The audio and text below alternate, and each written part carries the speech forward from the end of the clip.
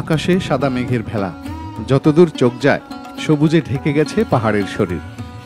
এর মধ্যে মাতাল হাওয়ায় ভেসে কখনো আবার ঝমঝমিয়ে নেমে আসছে বৃষ্টি।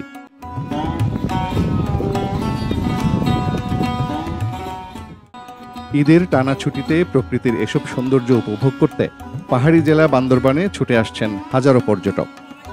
নীলাচল, মেঘলা, প্রান্তিক লেক সহ বিভিন্ন পর্যটন কেন্দ্রগুলোতে বেড়েছে ভ্রমণপ্রিয় মানুষের আনাগোনা।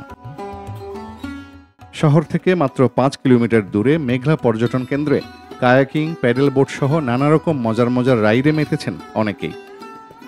কেউ আবার নিচ্ছেন কেবল কারে চড়ার রোমাঞ্চকর অভিজ্ঞতা। এখানে আমরা সপরিবারে এসেছি, খুব সুন্দর একটা তারপর ওখান থেকে এসে আমরা বিভিন্ন স্পটে এখন মেঘলাতে চলে আসলাম। নীলগিরিতে অশান্ত একটা এক্সেলেন্ট একটা পরিবেশ। আমরা আম কিনেছি, আনারস কিনে দিয়েছি, কাঁঠাল কিনে নিয়েছি, এগুলি আমরা বাসায় নিয়ে যাবো, খেয়েছি।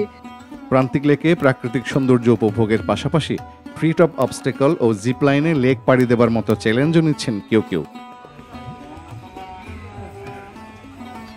ফ্যান্টাস্টিক, অনেক ভালো অ্যাডভেঞ্চারাস ছিল। কিছু ন্যাচারাল বিউটির মাঝখানে যদি আপনার অ্যাডভেঞ্চার থাকে এটা আরো বেটার হয়, but very good experience. Thank you. Prantik লেকটা একটা অসাধারণ জায়গা, তার থেকে স্পেশালিটি হচ্ছে এই জিপ লাইন। এই জিপ লাইনও আমাদের প্রথমবার অভিজ্ঞতা। প্রথমবারে হয়তো বা একটু ভয় লাগে, কিন্তু পরে ভয়টা চলে যায়। ইটস এ ওয়ান্ডারফুল জার্নি আছে। বান্দরবান অনেকবার আসা হয়েছে, কিন্তু এটা জিপ লাইনে এই প্রথমবার চড়ে ভালোই লাগলো। এদিকে টি টপ আরো কত কিছু রয়েছে, সবকিছু আমি একটা একটা করে ট্রাই করছি, অনেক মজা লাগলো। সব মিলিয়ে ঈদের এই লম্বা ছুটিকে কেন্দ্র করে স্থানীয় পর্যটন খাতে ফিরেছে প্রাণ চাঞ্চল্য। বাড়তি আয়ের মুখ দেখছেন পর্যটন ব্যবসার সাথে সংশ্লিষ্টরা।